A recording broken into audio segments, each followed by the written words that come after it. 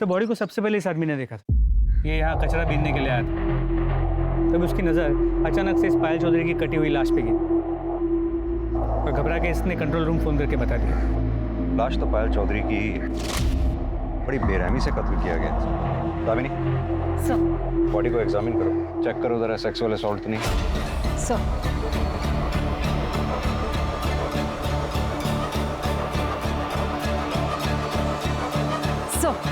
Sir body के दोनों हिस्सों पर रेप या सेक्सुअल असॉल्ट जैसा कोई निशान नहीं। सर के पीछे जो घाव है उससे ये लग रहा है कि पत्थर या किसी भारी चीज से वार किया गया।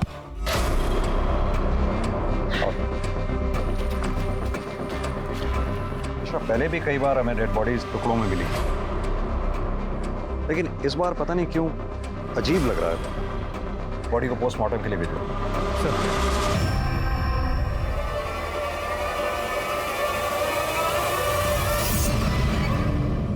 नमस्कार, आदाब। क्राइम पेट्रोल सतर्क के आज के एपिसोड में मैं अनूप सोनी आप सबका स्वागत करता हूं। पुलिस को एक महिला की 2 भागों में लाश मिली थी, लेकिन अक्सर ऐसे केसेस में जो देखने को नहीं मिलता वो ये कि मरने वाले की पहचान सही सलामत है। लेकिन तमाम सबूत मिटाने के बाद, जैसे कि विक्टिम का सामान, उसका मोबाइल फोन, मर्डर वेपन, कुछ भी क्राइम सीन पर नहीं मिला। लेकिन विक्टिम की पहचान छोड़ दी गई थी। ये कातिल की भूल थी या फिर कोई चाल।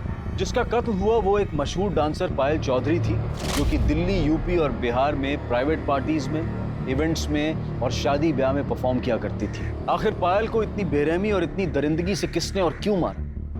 इस सच को जानने की कोशिश में ये केस ऐसा घूमा कि पुलिस के लिए इसे सॉल्व करना एक बहुत बड़ा चैलेंज बन चुका था। पर सबसे पहला और अहम सवाल ये था कि एक डांसर के अलावा पायल चौधरी कौन थी और उसकी कहानी क्या थी।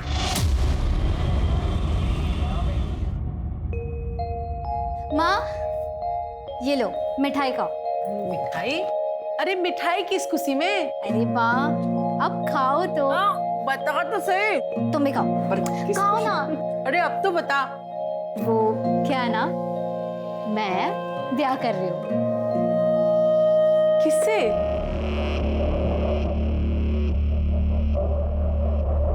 राजन शर्मा नाम है उसका। आप नहीं मिली हो माँ उससे? कुछ महीनों पहले मैं डांस इवेंट में मिली थी उससे। छोरी बुरा ना माने तो एक बात कहूँ, भले घर का लड़का थारे जैसी नाचने गाने वाली के साथ ब्याह क्यों करेगा? और यो बता, तू ब्याह करके जो घर छोड़ के चली जाएगी, हाँ? तो यूं घर कौन संभालेगा? आप लोग ना जानते हो उसे। पायल का सारा काम मैं संभालती हूँ। मैं मिल चुकी हूँ उससे, अच्छा आदमी है। और नाचने वाले की गाली किसे दे रहे हो? थारी अय्याशी चलती रहे इसलिए पायल को गैर मर्दों के सामने नाचने पड़े हैं।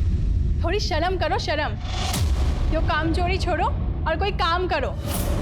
छोरी, होश की दवा कर, कहीं थानेदार नहीं हो रही है। और यो बताओ, तुम दोनों जो ब्याह का फैसला कर लिया तुमने, छोरे के घर वाले से बात की, ब्याह की, राजी हैं वो लोग?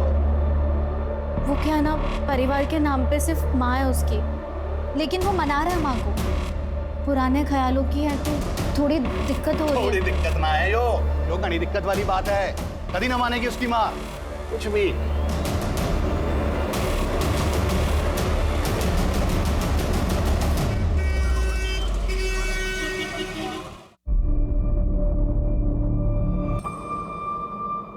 क्या हुआ?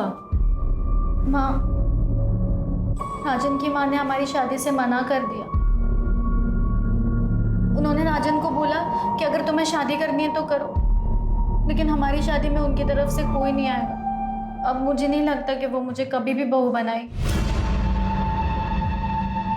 माँ, मुझे नहीं समझ में आ रहा, मैं क्या करूँ? तो राजन पे भरोसा करे? हाँ। तो फिर कर ले ब्याह। और रही माँ की बात, तो देर सवेर वो मान ही जाएगी। मेरी छोरी से ज्यादा दिन कोई नाराज रह ना सके।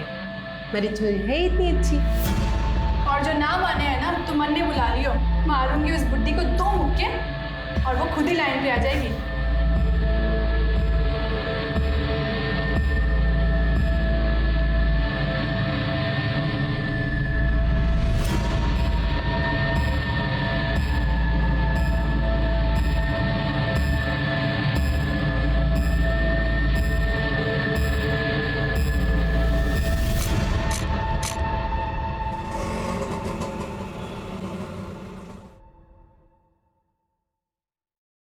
अरे आना। ले आया नचनिया को। खानदान की पूरी इज्जत मिट्टी में मिला दी तूने। आज अगर तेरे बापू होते ना तो पहले इससे गोली मारते, फिर तुझे भी मार देते। अंदर तो आंदे, दरवाजे पे ही शुरू हो गई। हाँ, यहाँ तक तो आई है, अंदर भी आई जाएगी वो, और आता जाता हमारी खिल्ली उड़ाएगा। देख छोरा, बाजार की हर एक चीज ना घर नहीं लाई जाती। हे राम जी, इस बुढ़ापे में काका दिखना पड़ेगा पता नहीं है। चलो।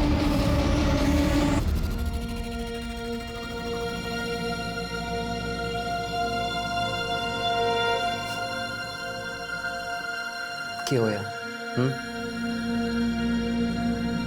मेरी वजह से आपको कितना कुछ सुनना पड़ा। माँ भी आपसे नाराज हो गई ना। तो क्या हुआ?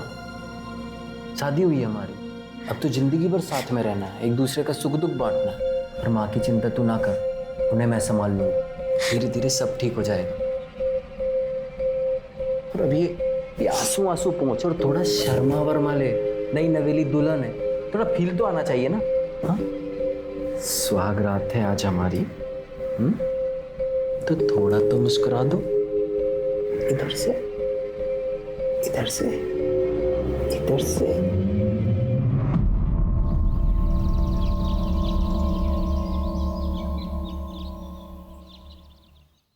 ये लीजिए आपका वॉलेट। पायल, आज मंदिर में कीर्तन है, मोहल्ले की सारी औरतें आएंगी, माँ भी जाएंगी। तुम भी चले जाना, माँ को अच्छा लगेगा। लेकिन राजन, मैं कैसे जा सकती हूँ? मेरा तो शाम को इवेंट है, मैं इवेंट नहीं कैंसिल कर सकती। इवेंट में जाना माँ को खुश रखने से ज्यादा जरूरी है क्या? ये कैसी बात कर रहे हो तुम? तुम्हें तो शुरू से पता है ना कि मैं डांसर हूँ। तुम खुद मेरे डांस के फैन थे। सोचो, अगर तुम्हारा डांस का प्रोग्राम होता और मैं कैंसिल करती तो तुम्हें कैसा लगता? पता था तुम डांसर। तब की बात और थी, तब हमारी शादी ना हुई थी। शादी और मेरे काम का क्या लेना देना है? मेरा काम है राजन। ठीक है, जो करना है कर। लेकिन मेरी बात तो सुनो।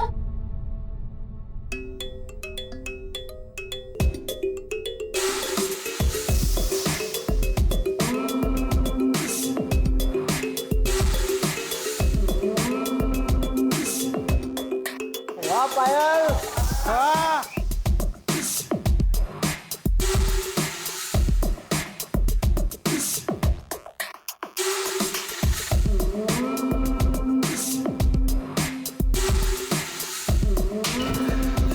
चल निकल यहाँ से। तू ठीक है ना? हाँ दीदी।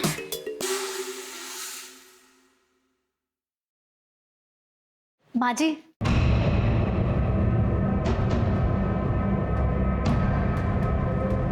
मैं ना आपके लिए मन से तोहफा लाई हूँ, आपको बहुत अच्छा लगेगा। मनने नहीं चाहिए, जो लेता होगा ना उसे जाकर दे।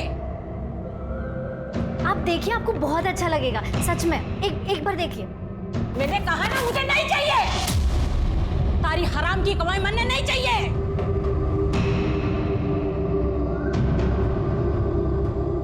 मैं क्या बोल रही हूँ, आप बात कीजिए ना माँ जी से, प्लीज।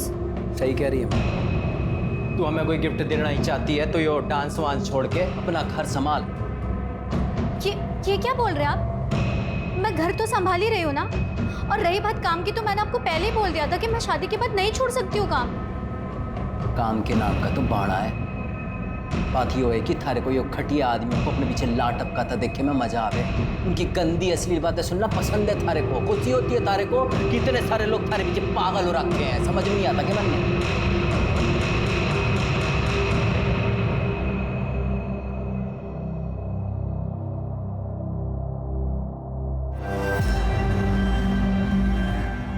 अच्छा हुआ जो ये अपने से गई। अब तू देख, मैं तेरे लिए कैसे खानदानी और सुशील बहू लाती हूँ। पूरी बिरादरी देखती रह जाएगी।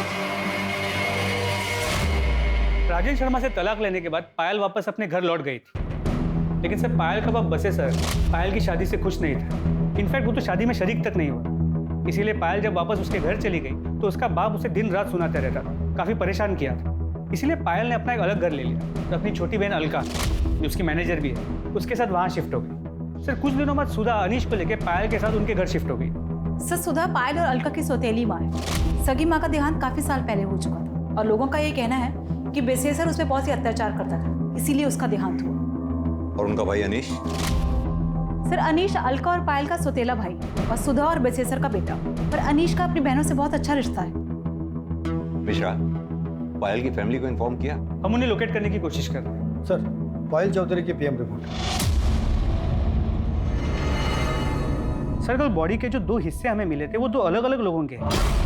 ऊपरी हिस्सा तो पायल चौधरी का ही है, लेकिन निचला हिस्सा किसी और का है। इसका मतलब बॉडी को देखकर जो अजीब हमें लग रहा था वो यही बात है। एक नहीं 2 मर्डर हुए। अब पता ये करना है कि दूसरी लड़की कौन है जिसका मर्डर हुआ। सर पोस्टमार्टम रिपोर्ट के मुताबिक ये दोनों मर्डर्स कल शाम 6 और 8 के बीच हुए। और सर पायल की मौत सर के पीछे किसी पत्थर के वार की वजह से हुई। सर के पीछे एक घाव मिला है जिसमें सूखा हुआ खून है और सर पत्थर के कुछ पार्टिकल्स भी मिले। मिश्रा, हमें जल्द से जल्द ये डबल मर्डर केस सॉल्व करना होगा। पता लगाना होगा ये दूसरी लड़की कौन है जिसका मर्डर हुआ। इन बॉडी के हिस्सों को DNA टेस्ट के लिए भेजो। सर एक सेकेंड। हेलो, कहाँ पर? ठीक है सर, शिवपुरी में कुएं के पास एक कटा हुआ हाथ और पैर में।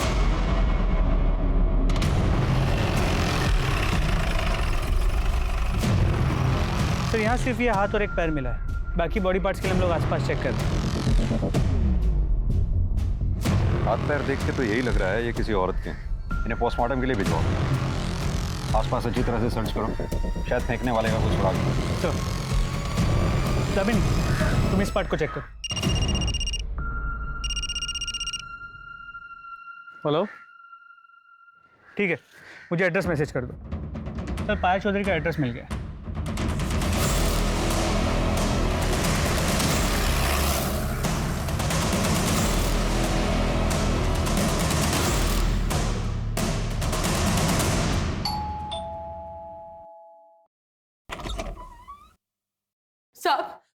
साहब हमारी अलका का कुछ पता चला? बताया कहाँ थी वो 2 दिन से? क्या अलका लापता है? हाँ साहब, 7 तारीख की दोपहर को गाड़ी लेके निकली थी, बता के भी ना गई कहाँ जा रही है। और उसके पीछे मैं मंदिर चली गई। 2 घंटे बाद आई तो अनीश ट्यूशन से आ गया था, पर अलका ना आई थी। तो हमने घड़ी देर तक उसकी राह देखी, उसको फोन भी किया पर उसका फोन स्विच ऑफ आ रहा था। जब सवेरे तक ना आई तो घबराहट के मारे जनकपुरी थाने में जाके उसकी गुमशुदगी की रिपोर्ट लिखवाई। सब हम तो कल रात में गए थे ये पता करने के वो उसका कुछ पता चला, पर उसकी कोई खबर ना थी। साहब अलका ठीक तो है ना? आप कौन? यो भाई से बच्चों का मामा। देखिए, हमें एक औरत की लाश मिली, एक्चुअली बहुत की नहीं, ये ना हो सके। वो अलका नहीं है माँ। दीदी ऐसा ना हो सके।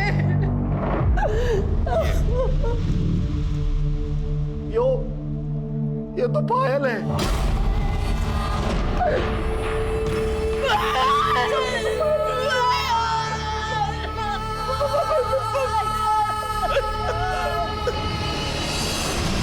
पायल की लाश यहाँ सहारनपुर में मिली। साहब ऐसा कैसे हो सकता है? वो तो मुजफ्फरनगर गई है। 7 तारीख को उसका प्रोग्राम था वहाँ। आज तो वो वापस आने वाली थी, हम उसकी राह देख रहे थे, पर वो हमेशा के लिए हमें छोड़कर चली गई। देखिए, मैं जानता हूँ कि हालात काफी नाजुक हैं, लेकिन फिर भी बस इतना जानना चाहता हूँ कि पायल का क्या कभी किसी से कोई झगड़ा हुआ था या कोई दुश्मनी थी? सब दुश्मनी क्या होगी ऐसी नेक्चुरी की, पर आजकल शाम के साथ घने झगड़े होते थे उसके। श्याम कौन? श्याम तिवारी, पायल का पति। दोनों ने मंदिर में ब्याह किया था। श्याम ने पायल से पैसों के लिए ब्याह किया था। पायल को बेवकूफ बनाकर उससे पैसे लेकर कैश में एक दुकान खरीदी थी। पायल उससे इतना प्यार करती थी, पर बाद में पता चला कि श्याम पहले से ही शादीशुदा है। रुड़की में उसके बीवी बच्चे रहते हैं। बाद में उसने रजिस्ट्रार ऑफिस में जाकर पता किया तो पता चला कि उसने दुकान तो खरीदी थी पर अपने नाम पे। इस बात पे उन दोनों में बड़ा झगड़ा हुआ। अलका को भी ये बात पता है। उसने भी तिवारी को खूब खरी खोटी सुनाई थी। पायल को मालूम था कि अलका गायब है? नहीं साहब, हमने फोन किया था पर उसका फोन बंद आ रहा था और अलका की टेंशन में फिर हम उसे फोन करना ही भूल गए। आपके पति आपकी बच्चियों से बहुत नफरत करते हैं, क्या आपको लगता है कि वो ये काम? साहब, वो वैसे ही बड़ा गिरा हुआ इंसान है, कुछ कह नहीं सकती कि वो इतना भी गिर सकता है। अनीश, तुम कुछ कहना चाहोगे जिससे हमारी मदद हो सके? मैं तो बस इतना ही कहना चाहूंगा कि पायल और अलका दी सिर्फ मेरी बहन ही नहीं, भाई बाप सब थी। ठीक है, अभी हम चलते हैं। अलका के बारे में जैसी कोई खबर मिलेगी आप लोगों को इन्फॉर्म कर दें। मिश्रा, ये जनकपुरी पुलिस स्टेशन से अलका के केस की फाइल मंगवाओ। अब ये केस हम ही देखेंगे। पता करो 7 मार्च को पायल सहारनपुर में क्या कर रही थी, वो मुजफ्फरनगर गई भी थी या नहीं। अलका की गाड़ी ढूंढवाओ। अलका और पायल दोनों के कॉल रिकॉर्ड्स और मोबाइल लोकेशन डिटेल्स निकलवाओ। और हाँ, श्याम तिवारी, इसको थाने बुलाओ पूछताछ के लिए। क्या मेरी पायल का मर्डर हो गया है? तो नहीं सर, ऐसा नहीं हो सकता सर। ओवर एक्टिंग कम कर। सर, मैं एक्टिंग नहीं कर रहा हूँ, मैं सच कह रहा हूँ। मैं पायल से बहुत प्यार करता था। अपनी पहली बीवी और बच्चों से भी ज्यादा। सर मैं मानता हूँ कि मैं शादीशुदा हूँ, लेकिन भगवान जानता है कि ये रिश्ता कब का टूट चुका था और अब तो मैं उसे कानूनी तरीके से भी खत्म करने वाला था। क्योंकि पायल के पास ज्यादा पैसा था, उसकी दुकान हड़प के भी तुझे चैन नहीं मिला। सर, ये झूठ है। मैंने उसके नहीं अपने पैसों से दुकान खरीदी थी। सर, मैं कब से अपनी एक इवेंट कंपनी का ऑफिस खोलने के लिए पैसे जोड़ रहा था। अच्छा, तो तूने पायल की ब्लैक मनी से दुकान नहीं खरीदी? सर, मैं उसके पैसे से क्यों दुकान खरीदूंगा? ठीक है, तो अभी तो जा सकता है, लेकिन सहारनपुर छोड़कर कहीं मत जाइए। अपनी बीवी के पास रुड़की भी नहीं। जी सर।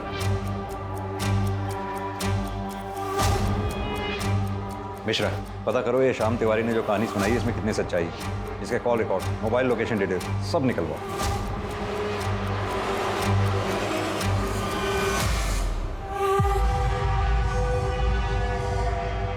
सर, अलका का फोन स्विच ऑन हुआ था। इससे पहले कि लोकेशन पता कर पाते, फोन फिर से स्विच ऑफ हुआ। दामिनी, अलका के फोन पर नजर रखो। सर, जैसे भी हो सकता है वो मुसीबत में हो, तो शायद हम उसे बचा पाएं। सर, मुझे नहीं लगता हम अलका को बचा पाएंगे। क्यों? सर, बॉडी के जो 2 हिस्से मिले थे, ये उनकी डीएनए रिपोर्ट है। इसका मतलब तो निचले पार्ट का डीएनए 50% पायल की बॉडी से मैच करता है। तो यानी वो बॉडी अलका की है? सर, रिपोर्ट से तो यही लगा। मिश्रा, एक काम करो, कुएं के पास से जो हमें हाथ पैर के टुकड़े मिले उनका डीएनए से मैच करके देखो। सर। हेलो, कहाँ? ठीक है सर, रेलवे ट्रैक के पास एक औरत का सर कटा हुआ मिला, तो उसकी पिक्चर अभी भेज रहा हूं। आगे से सर, ये तो अलका चौधरी है। मिश्रा, इस सर का डीएनए जंगल से मिले बॉडी के टुकड़ों से मैच करके देखो। जिसने भी ये काम किया बहुत ही शातिर खिलाड़ी है, बड़ी बेरहमी से मारा है।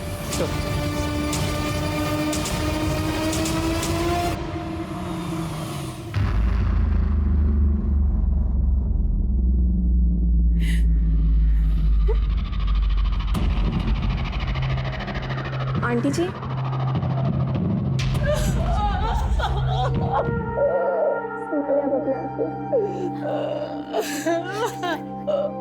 आंटी जी, मुझे तो अभी भी यकीन नहीं हो रहा है कि पायल दीदी और अलका दीदी के साथ इतना सब कुछ हो गया। कितनी बुरी मौत मारा उन दोनों को। आंटी जी, अपने संभाल लो अपने आप, सब सही हो जाएगा।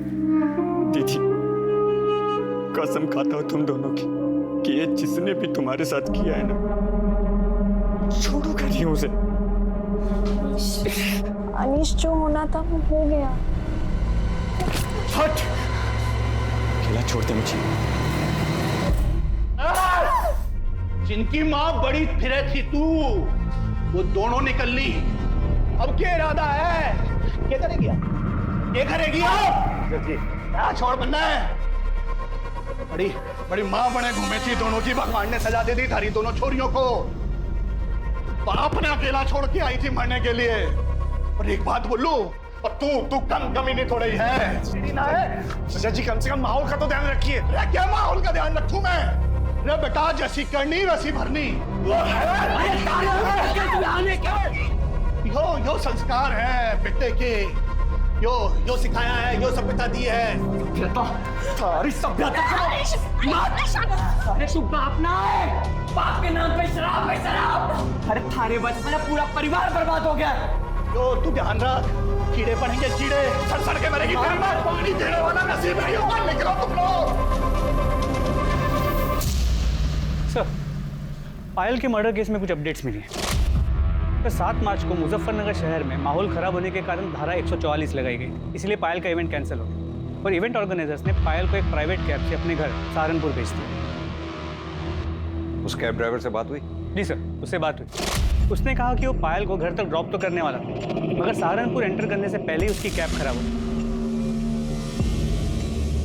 क्या हुआ भैया? मैडम शायद गाड़ी खराब हो गई। एक काम कीजिए, आप मुझे यहीं छोड़ दीजिए, मैं बस या ऑटो से चले जाऊंगी। ये लीजिए।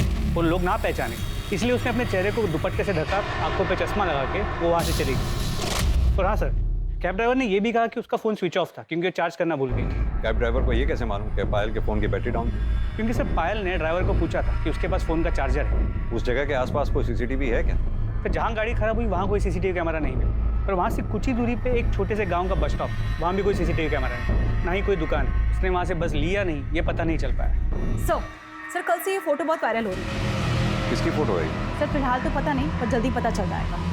सर पायल और अलका का फ़ोन डिटेल्स भी आ गई। मोबाइल लोकेशन के अकॉर्डिंगली 7 मार्च शाम को 6 बजे अलका का जो लोकेशन है उससे घर से कुछ किलोमीटर दूर का दिखा रहा है, जहाँ पे दोनों की डेड बॉडीज मिली।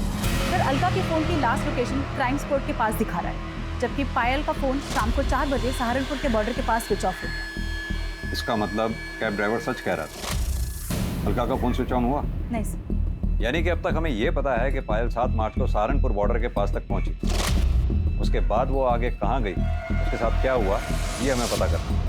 साथ में ये भी पता करना है कि जो फोटो में आदमी दिख रहा है ये कौन है। हो सकता है पायल की माँ सुधा इस आदमी को जानती है। Right sir.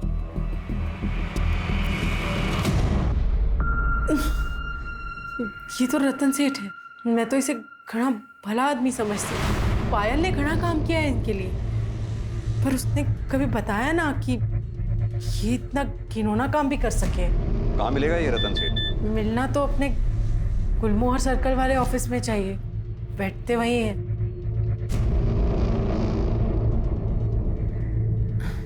गर्लफ्रेंड से बात करें। गर्लफ्रेंड भी है तुम्हारी?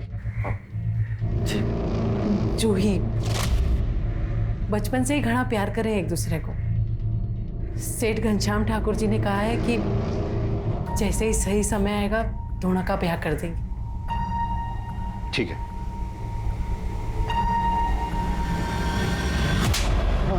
साहब मैं सच बोल रहा हूँ साहब। अरे जबरदस्ती तो क्या, मैंने पायल को हाथ तक नहीं लगाया साहब। अच्छा, ये फोटो क्या शौक के लिए खिंचवाए थे? साहब ये फोटो की तो मैं क्या बात करूं, इसने तो मेरी जिंदगी बर्बाद कर दी है। मतलब? मैंने पायल के साथ में बहुत काम किया है, उसके साथ सोने के सपने देखता था, लेकिन सब होश में कभी मुझे उसके पास जाने की हिम्मत ही नहीं।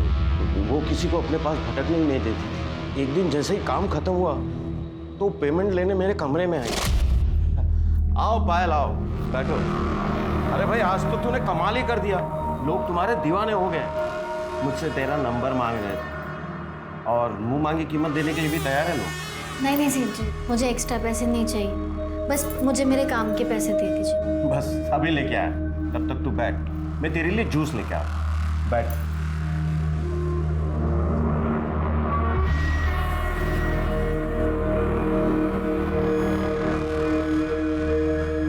ये लो जूस पियो, अकाउंटेंट तुम्हारे पैसे लेकर आते ही हो।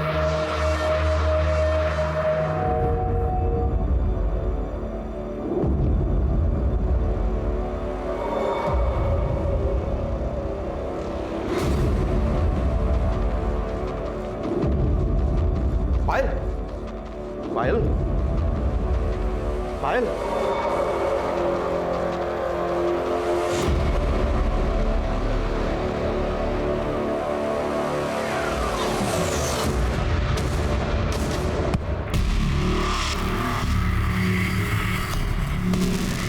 जब मुझे होश आया तो मैं बिना कपड़ों के अपने बेड पे पड़ा था। पायल आसपास कहीं नजर नहीं आ रही, तो मैं डर गया कि कहीं वो किसी को बता तो नहीं देगी, पुलिस में तो नहीं चली जाएगी। साहब फिर मैंने अपना फोन देखा तो देखा कि उसमें ये फोटो भी थी और एक मैसेज भी था कि 2 लाख रुपया दे दो वरना ये फोटो पुलिस के पास चली जाएगी। किसने भेजा था वो मैसेज और फोटो? साहब अलका ने, उसी ने मेरे सर पे मारा था जिसके वजह से मैं बेहोश हो गया था। अब तक 15 लाख रुपया ले चुकी है सर इस फोटो के ऊपर। अब और पैसे ना देने पड़े इसलिए अलका को मार दिया। पायल के साथ सोने का ख्वाब पूरा नहीं हुआ, पायल को मार दिया। यही सच्चाई है ना? नहीं सर, नहीं सर, मैंने ऐसा कुछ नहीं किया। मैं किसी को क्या मारूंगा, मैं तो एक शरीफ आदमी हूँ। मिश्रा, इसे तब तक रखो जब तक ये केस सॉल्व ना हो जाए। इसके call records, mobile location detail सब निकलवाओ। अच्छी तरह से तोड़ाई करो इसकी। नहीं सर, अरे सर। डीएनए रिपोर्ट से यह साबित हो गया कि कुएं में मिला पैर पायल का था, जबकि कुएं में मिला हाथ और रेलवे पटरी के पास मिला सर अलका के शरीर के हिस्से थे। पुलिस के पास इस केस से जुड़ी कई जानकारियां थी, लेकिन फिर भी ये केस अनसुलझा था। और तभी अलका का फोन स्विच ऑन हुआ और पुलिस उस तक पहुंचने में कामयाब हुई जिसके पास अलका का फोन था। ये एक 15-16 साल का लड़का था जिसे अलका का फोन उस खेत से कुछ ही दूरी पर मिला था जहां दोनों बहनों की लाश मिली थी। इसी ने पायल और रतन की फोटो को अपने दोस्तों को भेजा था और फिर उन दोस्तों ने इस फोटो को आगे भेजकर वायरल किया। अलका के फोन की स्कैनिंग के बाद यह साफ हो गया कि रतन सच बोल रहा है। फोटो और मैसेज अलका ने ही भेजे थे और वो रतन को ब्लैकमेल कर रही थी। लेकिन तब भी इससे यह साबित नहीं होता कि रतन ने अलका और पायल का कत्ल नहीं किया था, बल्कि शक अब और गहरा हो चुका था। लेकिन यह साफ था कि दोनों बहनों का कत्ल एक ही समय एक ही जगह पर किया गया था, लेकिन उनके शरीर के हिस्से पुलिस को कंफ्यूज करने के लिए अलग अलग जगह फेंक दिए गए थे। 2 जवान लड़कियों का कत्ल करके उनके शरीर के टुकड़े करना इतना आसान काम नहीं था। लेकिन सवाल यह था कि ये किया किसने था? श्याम, रतन या फिर कोई और था इन दिल दहला देने वाली दर्दनाक हत्याओं के पीछे? सर, अलका की कार सहारनपुर के बाहर हरियाणा बॉर्डर के पास मिली, जहां उसे स्क्रैप करने के लिए छुपाया गया था। मतलब जिसका भी एक काम है, काफी शातिर है, नहीं चाहता था कि गाड़ी हमें मिले। गाड़ी फॉरेंसिक के लिए भेजो। जी सर।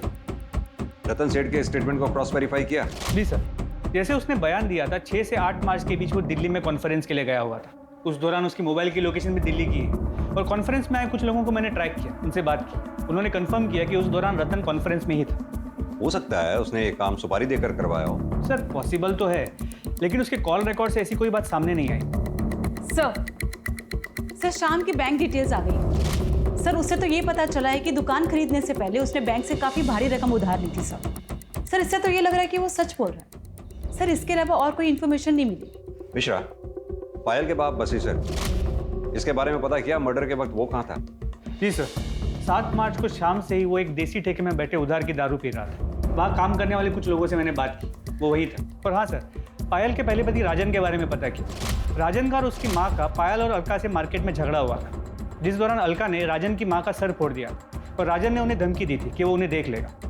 और राजन की मोबाइल की लोकेशन उस शाम उसी एरिया की है जहां हमें दोनों बॉडीज मिली थी।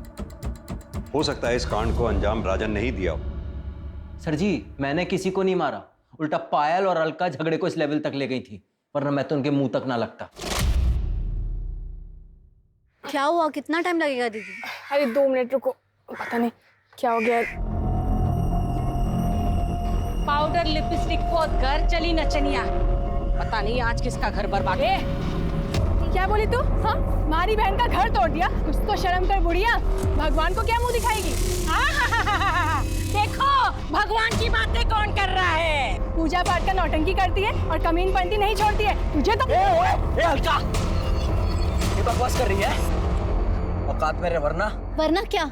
टूट जा हमारी घर और गृहस्थी, अब मुझे कोई डर नहीं है। और क्यों सुनो मैं तुम्हारी और तुम्हारी माँ की बकवास? हमारी घर गृहस्थी हमारी माँ की वजह से ना टूटी है। थारे को ये घर गृहस्थी से ज्यादा अपना नाच गाना पसंद था। अच्छा, तो ये बात नहीं थी तेरे लिए? तुझे पता नहीं था कि ये क्या काम करती है? तब हमारे छोरे ने ये सोचा था कि ये कीचड़ हमारे घर में आकर पवित्र हो जाएगी। इसे एक आदमी से थोड़ी ना पेट भरता है। अच्छा नहीं किया तूने, छोड़ूंगा नहीं तेरे को, जान से मार दूंगा दोनों को। जा। उसके बाद मैं सीधा अपनी माँ को लेकर डॉक्टर के पास गया। 3 टांके आए थे माँ को। और तभी तूने तय कर लिया पायल और अलका को मारने का? देखिए सर जी, मैं मानता हूँ कि मैं उस एरिया में था, पर मैं वहाँ अपने फैमिली डॉक्टर से अपनी माँ की दवाइयाँ लेने गया था। आप चाहो तो पता कर लो। वो तो हम पता कर ही लेंगे। अभी तो तू जा सकता है, लेकिन सहारनपुर छोड़कर कहीं मत जाइए। सर, फोरेंसिक टीम ने बताया कि गाड़ी में कोई फिंगरप्रिंट्स नहीं मिले और जो भी खून के ट्रेसेस मिले वो दोनों बहन अलका और पायल के ही। यानी कि पायल और अलका का मर्डर हो सकता है कि गाड़ी में ही हुआ हो सकता है फिंगरप्रिंट्स जानबूझ के मिटाए गए। किसका काम हो सकता है? सर, ये शाम के phone record. Sir, call records के मुताबिक मर्डर के 2 दिन पहले इस शाम ने एक सुपारी किलर गफूर को कांटेक्ट किया। पर सर, ये लोकेशन डिटेल्स के मुताबिक जिस दिन दोनों बहनों का मर्डर हुआ, शाम का फोन रुड़की से सहारनपुर के बाहर आके रुका और फिर वहाँ से पायल के घर की तरफ मूव हुआ और फिर पायल के घर से वापस रुड़की की तरफ गया, मगर अलग रास्ते से। मिश्रा, ये पायल की गाड़ी भी तो सहारनपुर बॉर्डर के आसपास ही खराब हुई थी। जी सर। बता रहा सर, प्लान तो ये था कि जब 9 मार्च को पायल मुजफ्फरनगर से सहारनपुर आएगी ना, तभी उसका काम तमाम कर दूंगा और उसी दिन अलका को भी मार दूंगा। लेकिन सर, अचानक से पता चला कि पायल का इवेंट ही कैंसिल हो गया। मैंने बहुत देर तक हाईवे पे उसका इंतजार किया, फिर देखा कि अचानक से उसकी गाड़ी खराब हो गई और वो पैदल जाने लगी। वहां बस स्टॉप पर और लोग भी थे, इसलिए मैंने गफूर को वेट करने को कहा। फिर अचानक पायल का दुपट्टा सरक गया और लोगों ने उसे पहचान लिया और लोग भी वहां पर आ गए। सबने उसे घेर लिया।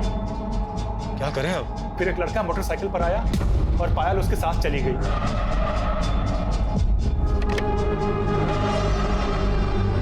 वो लड़का कौन था जिसके साथ वो बाइक पे गई थी? सर, वो हेलमेट पहन रखा था, उसकी शक्ल नहीं देख पाया मैं। बाइक का नंबर, बाइक का मॉडल, कलर कुछ तो नोटिस किया होगा? सर, मैं तो उसको मारने के चक्कर में गया था, इतना ध्यान ही नहीं गया मेरा। कहानी सुना रहा है तू हमें? सर, मैं सच कह रहा हूं, मैं उसके पीछे तक भी गया था, काफी देर तक उसका पीछा किया।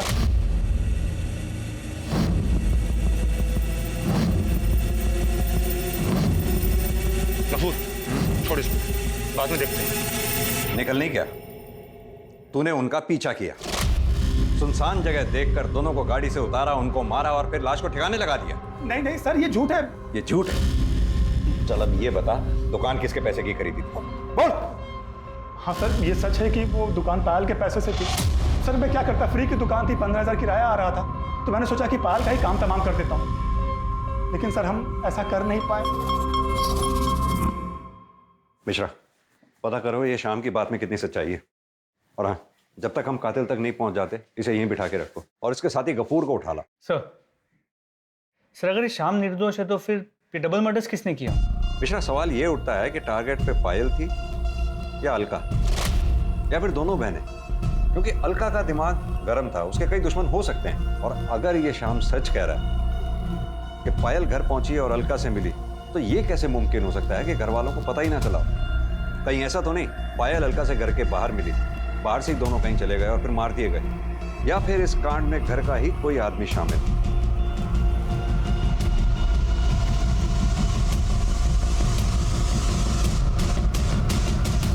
तो श्याम तिवारी सही कह रहा था, अलका के एक नहीं कई दुश्मन हैं। पायल जहां भी परफॉर्म करती थी लोग उसे छेड़ते थे और अलका उनका मुंह तोड़ जवाब देती।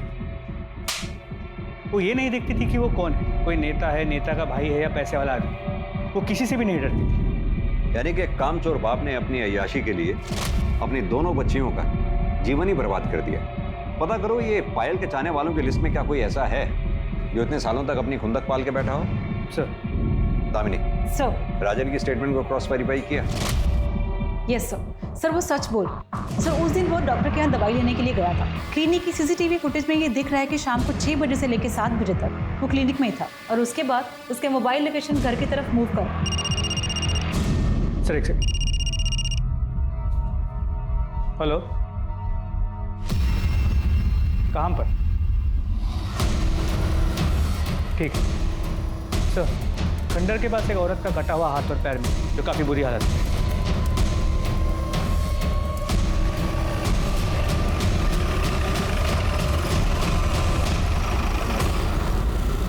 पायल की बॉडी का ऊपरी हिस्सा और अलका की बॉडी का निचला हिस्सा हमें यहाँ मिला। इसका मतलब दोनों बहनों को यहाँ गाड़ी से उतारा गया और मारा गया। जाहिर सी बात है, ये स्पॉट उनके घर के रास्ते में ही पड़ता है। अब या तो कातिल उनका पहले से पीछा कर रहा था, जिसने यहाँ पहुंचकर गाड़ी को रुकवाया, दोनों बहनों को उतारा और कत्ल किया, या फिर वो कातिल बीच रास्ते में उन्हें मिला, जिसे उन दोनों बहनों ने अपनी गाड़ी में बिठाया।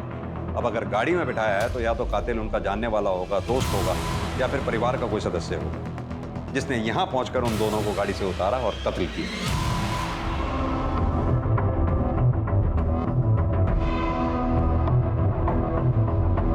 सर, अनीश अभी घर से बाहर निकला है। मैं पीछा कर रहा हूँ सर।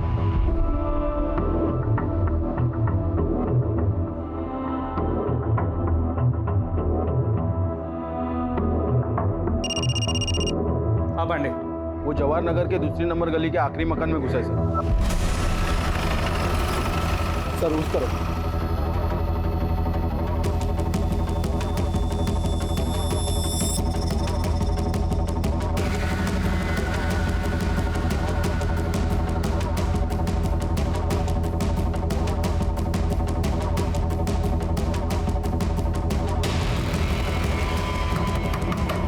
अनीश, हमें पता है तुम अंदर हो, चुपचाप बाहर आ जाओ।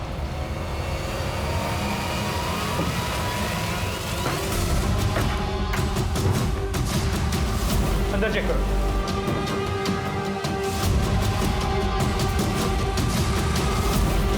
सर, अंदर कोई नहीं है।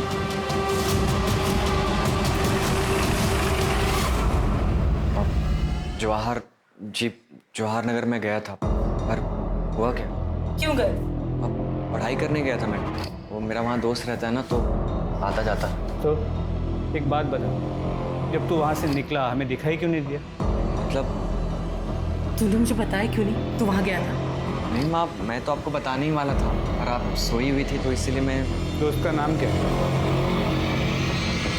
रवि चौरसिया। अचानक पूरा केस घूम गया।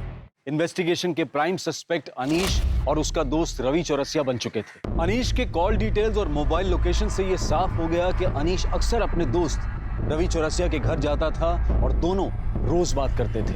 लेकिन रवि की मोबाइल लोकेशन ने उसे बड़ा सस्पेक्ट बना दिया था। रवि के इर्द गिर्द सब कुछ संदिग्ध। जैसे कि उस शाम जब अनीश रवि के घर पहुंचा था, तब रवि की मोबाइल लोकेशन के मुताबिक वो घर पर ही था। उसके बाद से रवि का मोबाइल फोन स्विच ऑफ आ रहा था और वो गायब था। इतना ही नहीं, उसका मोबाइल फोन उस बस स्टैंड पर भी मौजूद था जहां से पायल ने लिफ्ट ली थी। और बस स्टैंड पर लोगों के पहचाने जाने के बाद यह तय हो गया कि रवि ही वो लड़का था जिसने 7 मार्च की शाम को पायल को अपनी मोटरसाइकिल पर लिफ्ट दी थी और उसे घर छोड़ा था। वो रवि ही था जिसने 7 मार्च की शाम को अलका और पायल को जिंदा देखा था। इन सभी जानकारियों के बाद पुलिस को लगने लगा था कि पायल और अलका के कत्ल में अनीश और रवि का हाथ हो सकता है। इस केस को हल करने के लिए रवि अब एक अहम कड़ी था। पुलिस रवि के फोन पर नजरें गड़ाए हुए थी और जैसे ही फोन ऑन हुआ, पुलिस ने बिना देरी किए रवि को उठा लिया। मैं और रवि, हम दोनों एक दूसरे से बहुत प्यार करते हैं। जूही से हमारा कोई वास्ता नहीं सर। सर, मैं अनीश को पहली बार पायल दीदी और राजन की शादी में मिला था सर, और अनीश को देखते ही मुझे इससे प्यार हो गया था सर। सर, मुझे लड़के पसंद है, ये मुझे तब पता चला जब मैं रवि से मिला। पर मुझे ये भी पता था सर कि कुछ भी हो जाए, मेरी माँ जूही से शादी करा के रहेगी। रवि से झगड़ा होता था, माँ को लगता था कि मुझे जूही से झगड़ा हुआ, और माँ उसे मनाने को बोलती थी। और सर, मुझे समझ में नहीं आता था कि मैं माँ को अपने रिश्ते के बारे में कैसे बताऊँ। 7 मार्च को क्या हुआ था? पायल तुम्हें कहाँ मिली? सर, मैं अपने रिश्तेदार को बस स्टॉप पर छोड़ने गया था, तो मैंने रास्ते में देखा कि कुछ लोगों ने पायल दीदी को घेरा हुआ है सर। तो मैंने दीदी को बोला कि आओ मैं आपको घर छोड़ देता हूँ, और मैंने अपनी बाइक पे उन्हें घर छोड़ दिया था सर। सर, मेरे पास ना पायल दीदी का बैग रह गया था बाइक, मैंने सोचा मैं वापस कर देता। जैसे ही मैं उनके घर के पास पहुँचा तो मैंने देखा वो कार में कहीं बैठकर जा रही थी, और फिर मैंने उनका पीछा किया।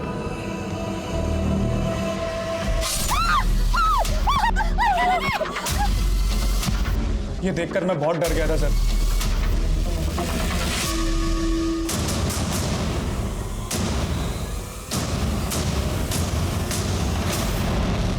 क्यों मारा उन दोनों को? मैंने सोच लिया था कि मैं उस लड़का को जिंदा ना छोड़ूं। फिर पायल 2 दिन के लिए बाहर गई थी, यही मौका था। हमने सोचा कि बहाने से उसे मंदिर ले जाते हैं और वहीं मार देते हैं, पर फिर पायल वापस आ गई। अरे पायल, शुक्र है भगवान का तू आ गई, नहीं तो जान ही सूख गई थी जब ऑर्गेनाइजर ने बताया था कि तू काफी देर पहले निकल गई। अरे पायल, तू तो 9 तारीख को आने वाली थी, फिर? अरे माँ मैं बताना भूल गई, वो इसका प्रोग्राम कैंसिल हो गया। चल अब आई गई है तो हमारे साथ मंदिर चल, घर में अकेले क्या करेगी? अच्छा ठीक है, मैं बैग रख के आती हूँ। हाँ? तो मैंने और भाई ने तय किया कि हम उन दोनों को मार देते। पता नहीं फिर ऐसा मौका मिले ना मिले। जब गाड़ी सुनसान जगह पर पहुंची तो मैंने बहाना बनाया, मैं बस 2 मिनट। हाँ माँ।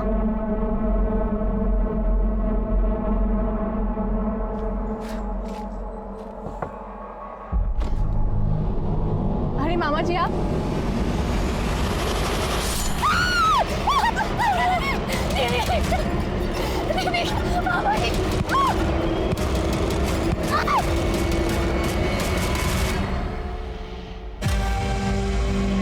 इसका तो काम हो गया, अब उस रवि को ठिकाने लगाना पड़ेगा। जी पहले इनकी बॉडी को ठिकाने लगाते हैं। मैंने अलका की बात सुन ली थी, वो अनीश और रवि को भगाने की तैयारी कर रही थी, चाहे वो अपनी मर्जी से रह सके। जूही और अनीश के ब्याह के कितने सारे सपने देखे थे मैं, वो अलका और एक छोरी की बुद्धि भ्रष्ट करने पर तुली हुई थी।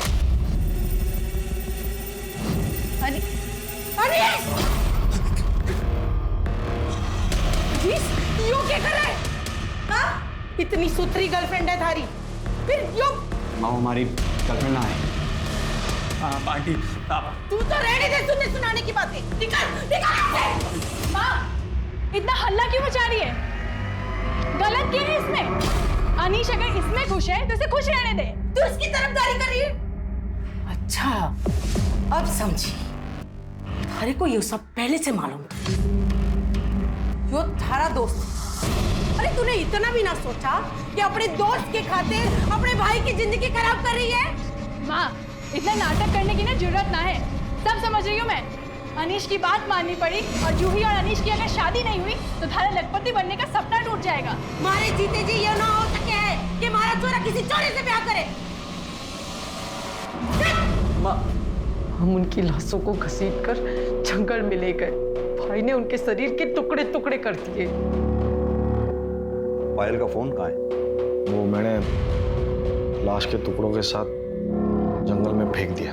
अलका वही फोन ढूंढा पर नहीं मिला, फिर बहुत अंधेरा हो रहा था तो ढूंढना छोड़ दिया और निकल गया वहां से। मारना तो हम सिर्फ अलका को चाहते थे, पायल तो सीधी थी, उसे तो हम बाद में भी देख लेते, लेकिन कहते हैं ना, जिसकी मौत जहां लिखी होती वो वहां अपने आप पहुंच जाता है। ऐसा कहा जाता है कि जब कोई किसी के साथ अच्छा करता है तो उसका फल भी अच्छा ही मिलता है, लेकिन इस केस में उल्टा हुआ। जिस अलका और पायल ने अपनी सौतेली माँ और सौतेले बेटे अनीश को ऐशो आराम और इज्जत की जिंदगी मुहैया करवाई, उसी सौतेली माँ ने अपने बेटे की भलाई सोचकर बेटियों की जान ले ली। ये केस एक सबक है कि अपराध और आपराधिक मानसिकता किसी के अंदर भी विकसित हो सकती है और अपराध घर या बाहर कहीं भी पनप सकता है। अब मैं अनूप सोनी आपसे विदा लेता हूं, फिर मुलाकात होगी क्राइम पेट्रोल सतर्क में एक और नए केस के साथ। तब तक अपना और अपने परिवार का ख्याल रखें, सतर्क रहें, सुरक्षित रहें और देखते रहें क्राइम पेट्रोल सतर्क। जय हिंद।